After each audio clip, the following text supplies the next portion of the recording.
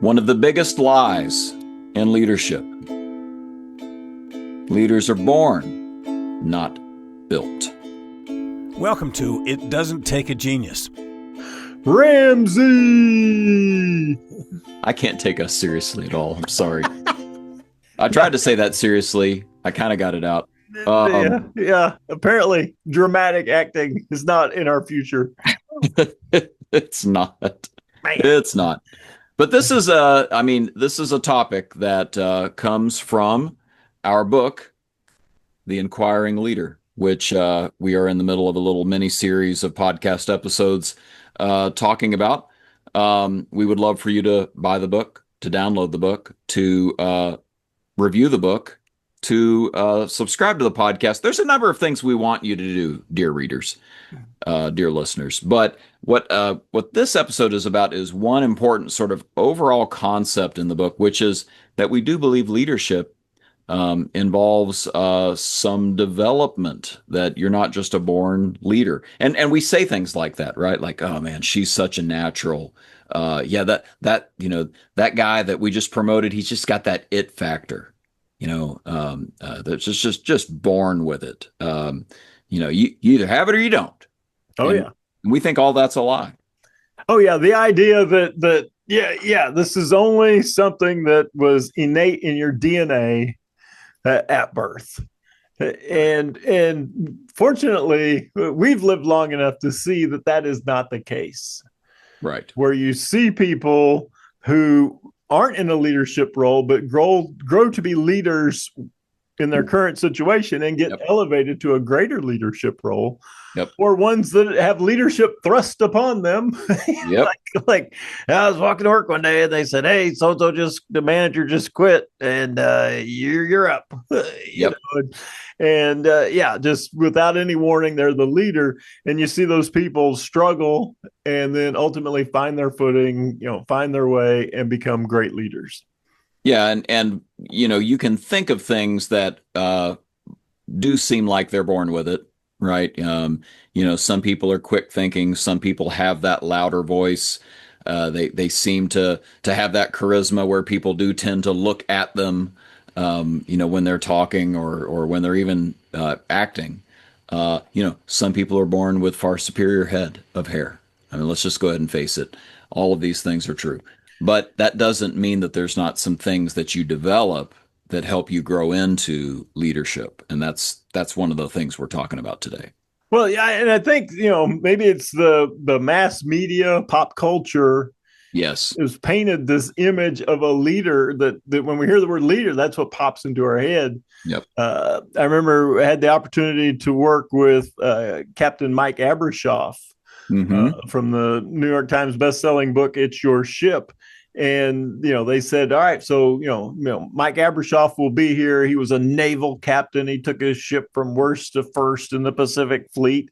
And I'm picturing this guy, standing on the bow of the ship, giving directions. Have that man keel hauled, stow that mizzen mast, batten down those hatches, buck up, men. We're in for a haul. And the guy walks in and he's just quiet. Yeah. And nice and affable and personable. And you're like, well, that's not what I had in my head. Yeah. I think that's so huge because, obviously there were some priorities for him under the surface. I think you and I both had the chance to hear from him. You've spent a ton of time with him. And I mean, it's not that he's not a driver and somebody that wants to see change and has the ability to take command. But what I hear you saying is, but that's not the style that he shows up with as a good leader. Oh, yeah. Well, and you look at his circumstance, which is many of our leaders find themselves in. He couldn't change the pay plan and he couldn't change the team. It's kind of like a coach that comes in and he's got this recruiting class. Yep. I can't change this group, right? So he knew that he had to work with the people he had, and the only way to do that was get them to fully engage. And one of the first things he did was, he set a goal. Right, we're going to be the best damn ship in the Navy. Right. and he immediately set out to interview all 310 sailors on his ship and ask them questions. He seemed to be a leader who inquired, you Ah, might say. he didn't even have the book. Like, without the book, the man was Okay. ahead of his time. So yeah, he sat down with his people. What do you ask him, what do you like most about being on the ship? What do you like least? What's one thing you would change if you were the captain, except you can't change the captain? Yep. And so just starting that process of getting them engaged, unlike anything I had pictured in my head about they actually call it in leadership studies, the great man theory.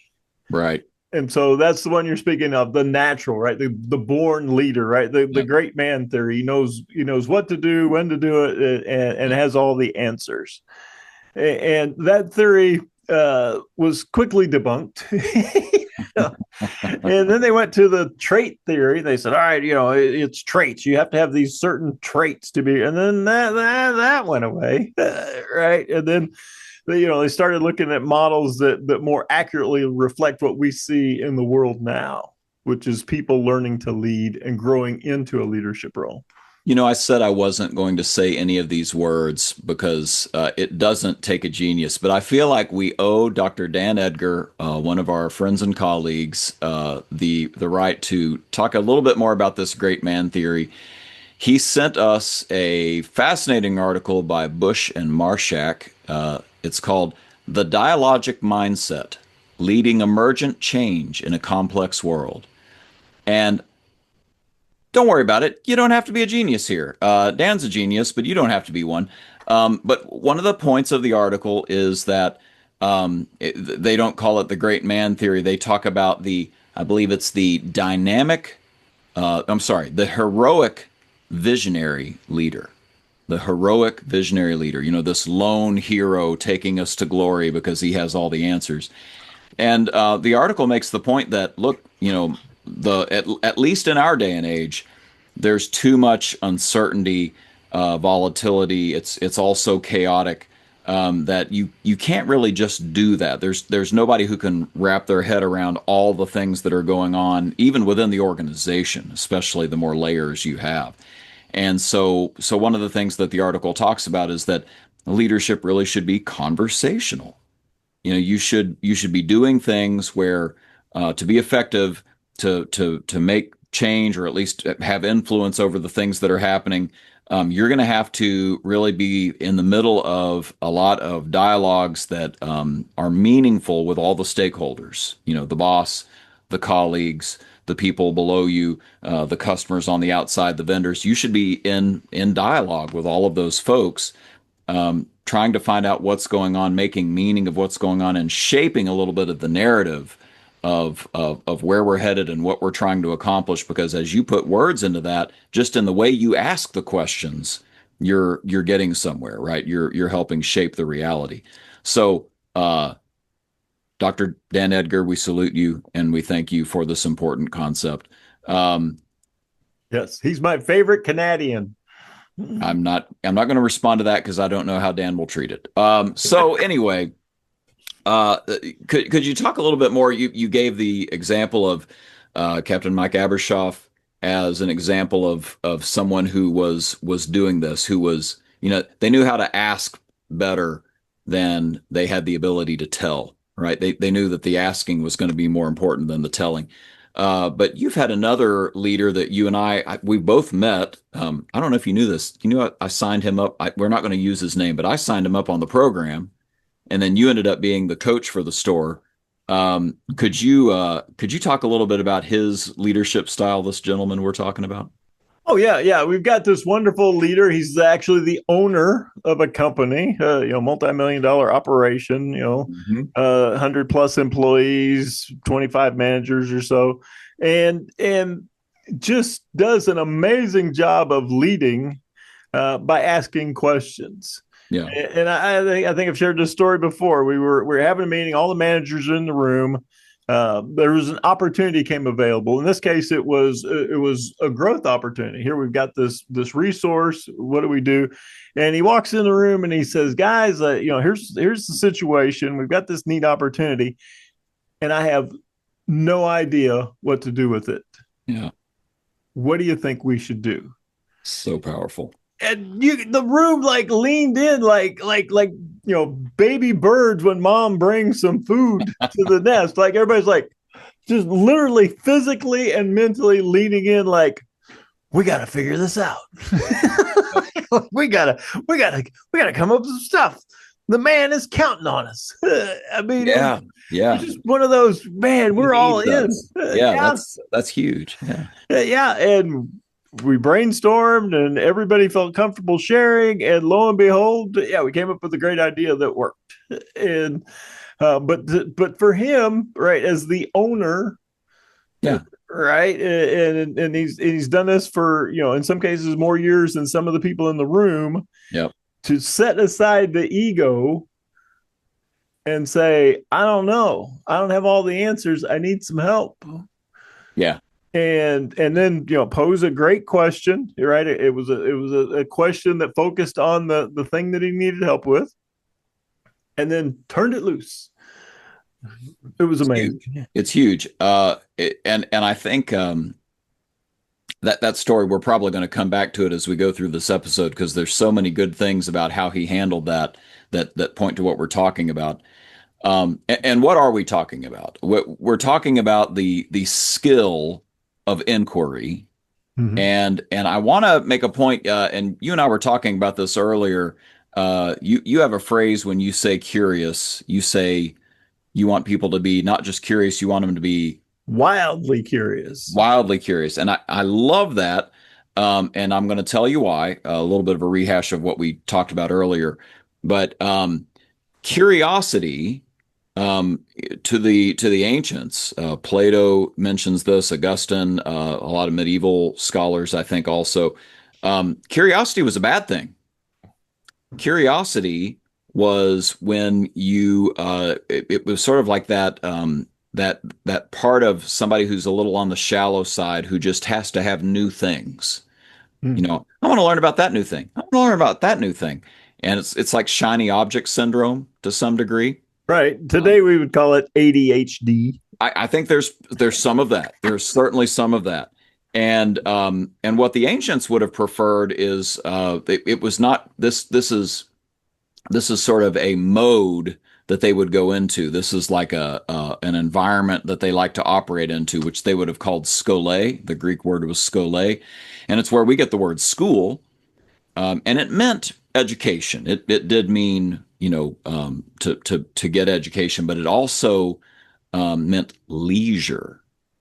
And the idea was that the dust has settled, and I have enough attention span within me to go deep on something. And I'm going to do it with friends. I'm going to do it in a dialogic way. I'm going to have a conversation and go deeper on a subject. But the idea was that you were paying attention to that thing. You had the skill within you to stay curious longer about a particular subject, a particular person, a particular, theme, whatever it is. And that's the kind of curiosity we're talking about. We're not talking about that sort of, oh, I'm interested in everything. That's not what this is about. This is about what the ancients would have called skole. This is about pausing long enough to go deep on a subject and learn what you really can, being studious about that subject. So now that we've said that.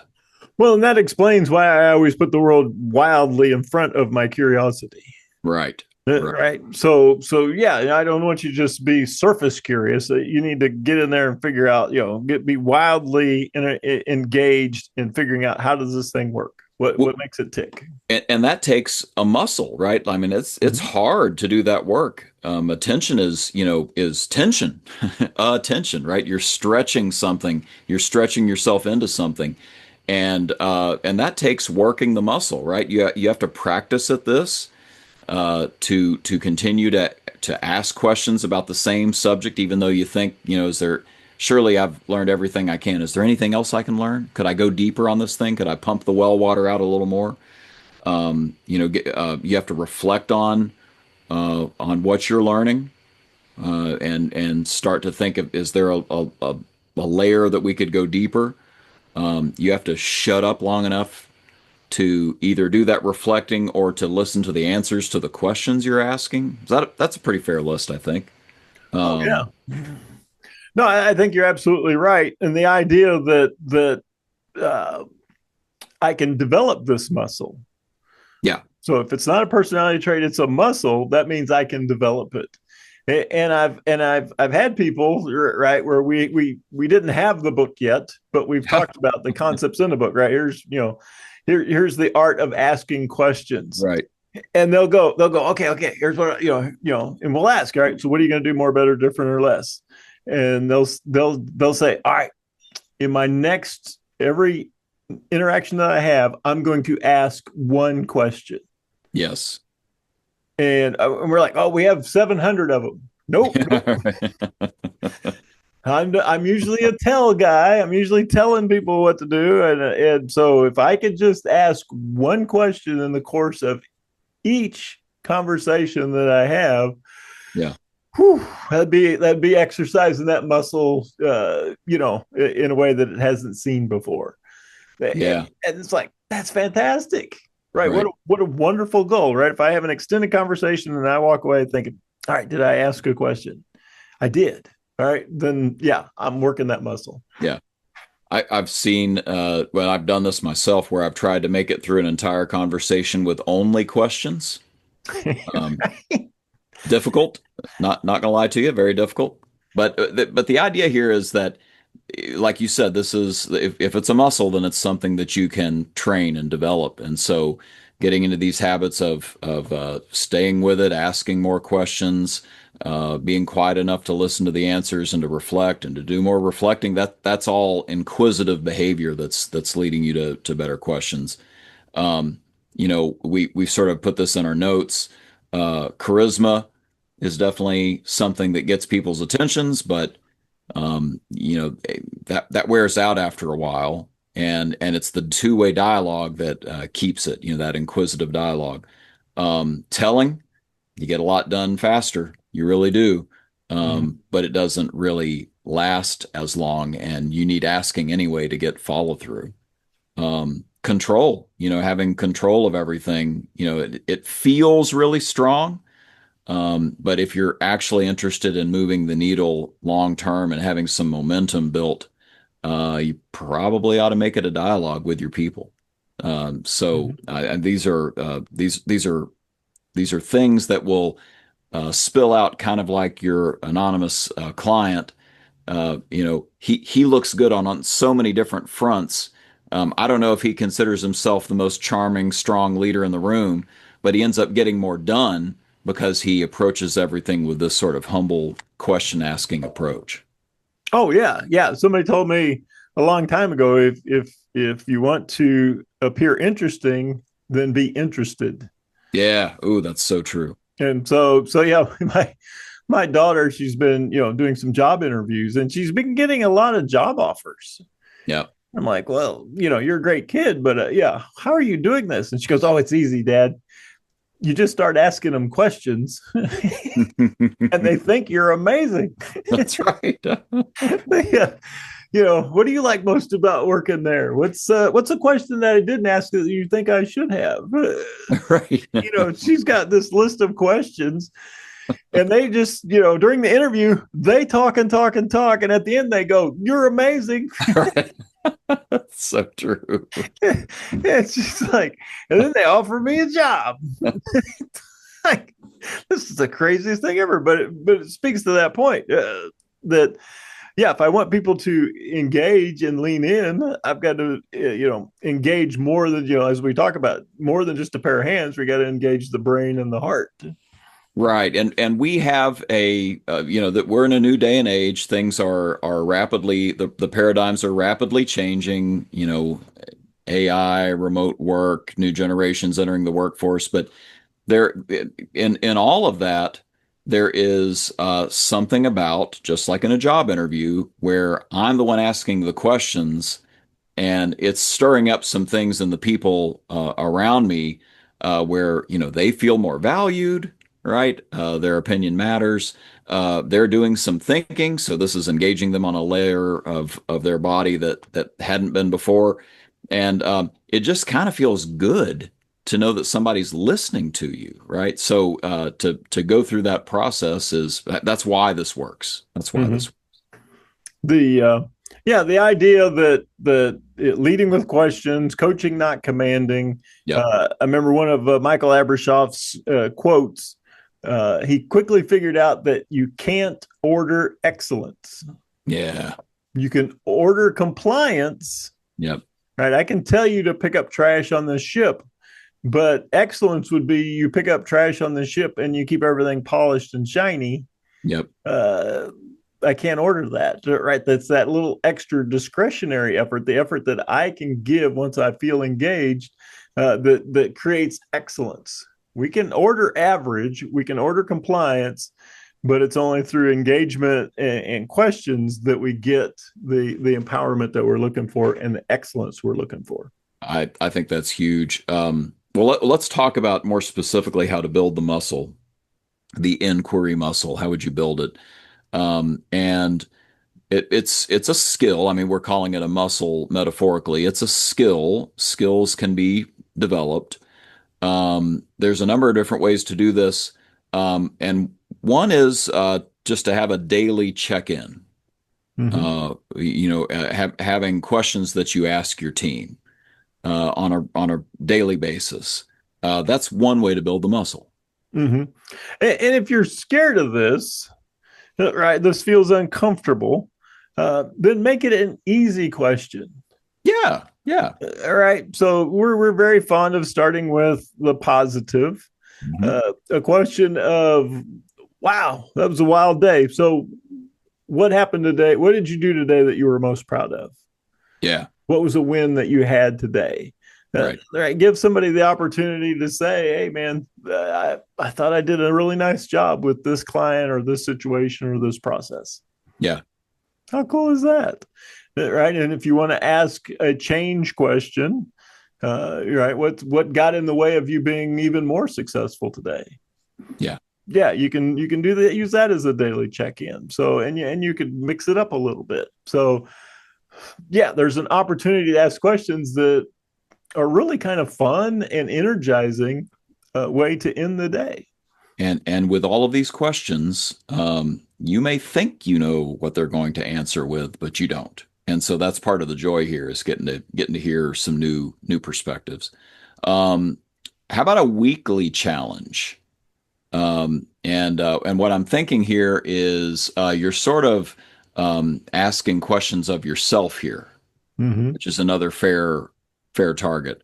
Uh, for instance, what assumptions am I making right now about this particular issue that I'm talking about? Maybe a person, a problem, a process. But to just stop and reflect with yourself, ask yourself the question, what assumptions am I making about it right now? Mm-hmm. Well, and you can even use the feed forward kind of question. All right. Mm, So it's into the week. All right. So what will I do more, better, different, or less this coming week yeah, based upon what I've experienced this past week? yep. So just that pause, that after week debrief, and go. All right, that was a wild week. What am I going to do differently next week that puts me in a better place? I love that. I love that. Let's talk about your monthly meeting that you're probably having with your department or your leadership team or what have you.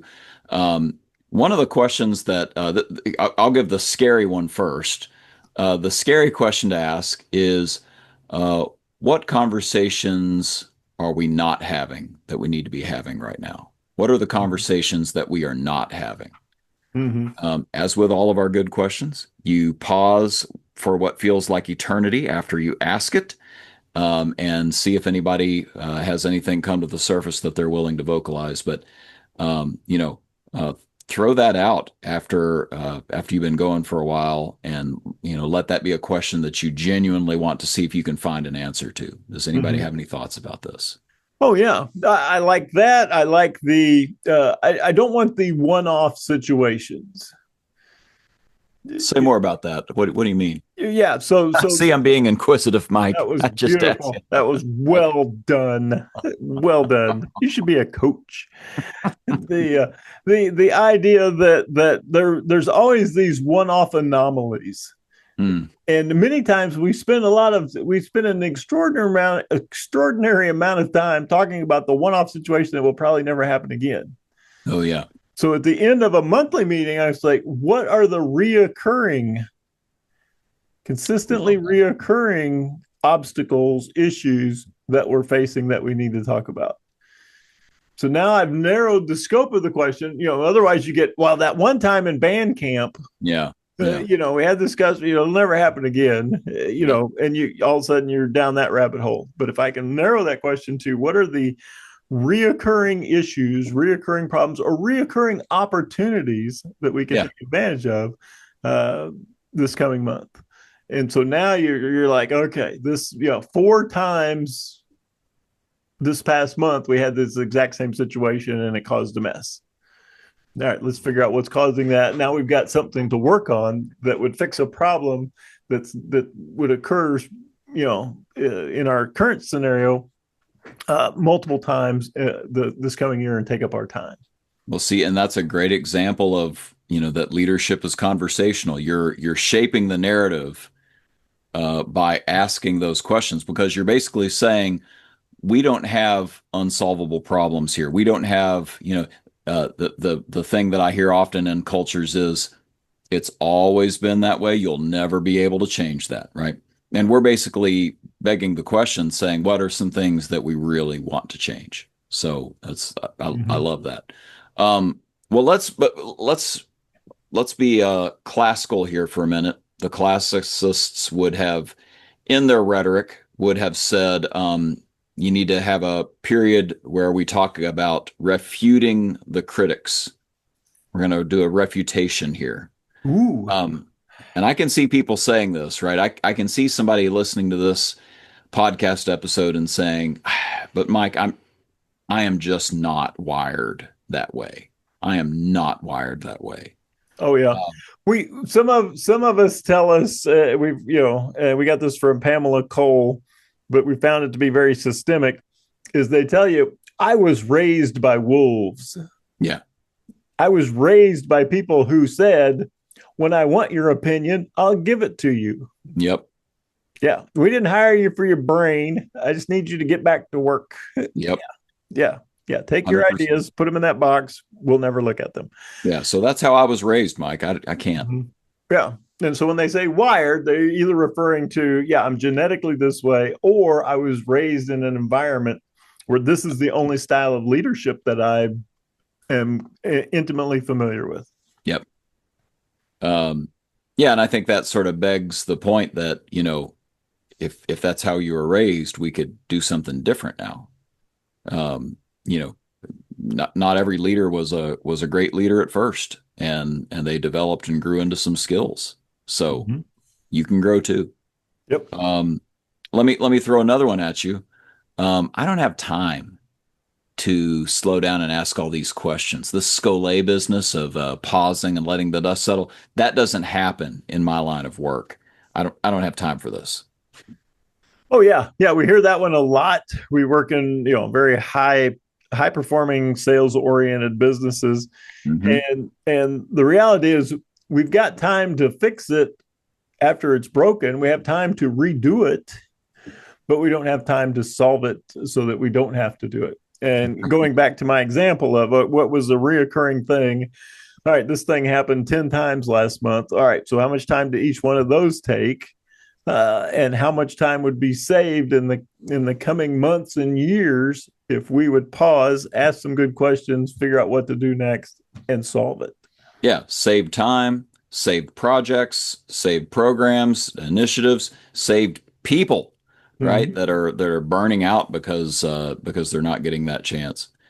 Yeah, I think that's the thing I wanted to get to was that idea that, if the firefighters keep going to the same house every day, like maybe the firefighters should stop off that next morning and do some fire safety training or do an analysis of the house to find out where the gas leak is, or whatever is going on here, so that they don't have to keep fighting fires. One of those is going to be a short-term hurt to the schedule, but long-term a gain to the schedule because we stop having that issue. So okay.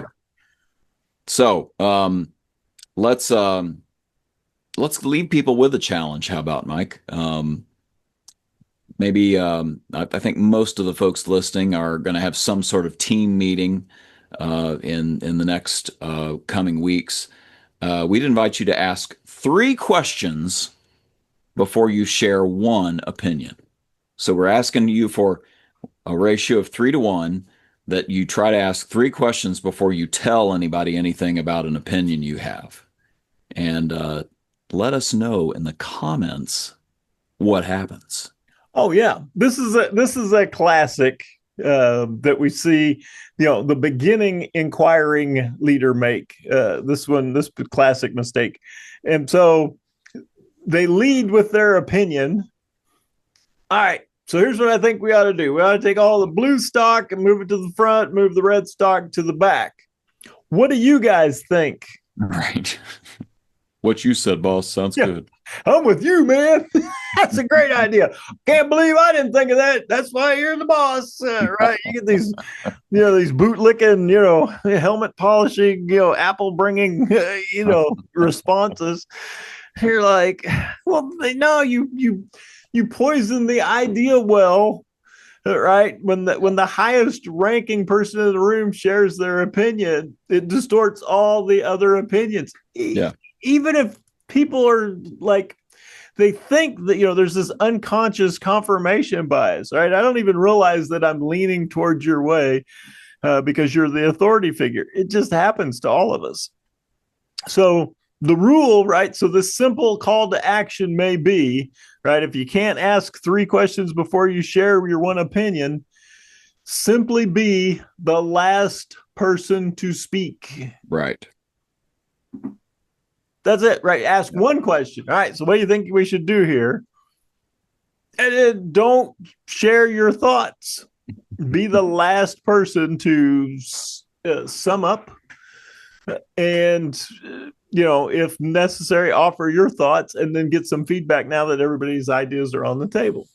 I think that's great. And let's just reiterate here, this is not about something that is natural. We don't think, I'm sure there is such a thing as a born leader. I also think those leaders still have to develop. And so this will not probably feel natural for a good long while for those of you that want to flex this muscle of inquiry. But it can feel intentional. And that's our goal, is to help you intentionally grow yourself. At HipSocket, we say wrestle and grow. This will be a wrestle. Mm-hmm. So we hope that that's a real blessing to your leadership. I guess is that a good place to stop? I think it is. The idea that when you do this and your people lean in, it lifts such a weight from you. Yeah. And that you as the leader aren't responsible for all the solutions, all the ideas, and the execution of those. Things are going to get easier. That's the example I gave you. The leader who had an opportunity and asked his team what we should do. I asked him one time, I said, you seem real good at asking for their feedback. He goes, absolutely. He says, if I tell them what to do and they do it with half-hearted effort and it doesn't work, they'll blame me. They said, we tried that thing you said, it didn't work. He said, but their okay idea implemented with 100% enthusiasm, it's got a much better chance of working. And I don't want to listen to excuses, and then putting it back on me. Love it. You know who else doesn't listen to excuses? Our announcer? That's the one. Let's turn it over to him as we remind you subtly and gently, dear audience, both of you, to like, subscribe, smash the buttons, buy the book, leave reviews, leave Amazon reviews. We appreciate all the things you do for us, and we'll see you next time. Yep. Thanks, guys. And that's a wrap. It Doesn't Take a Genius, the blog dedicated to reducing the irreducible. Next time, prime numbers. What makes them so special? Join us then, and thanks for listening. That's good enough.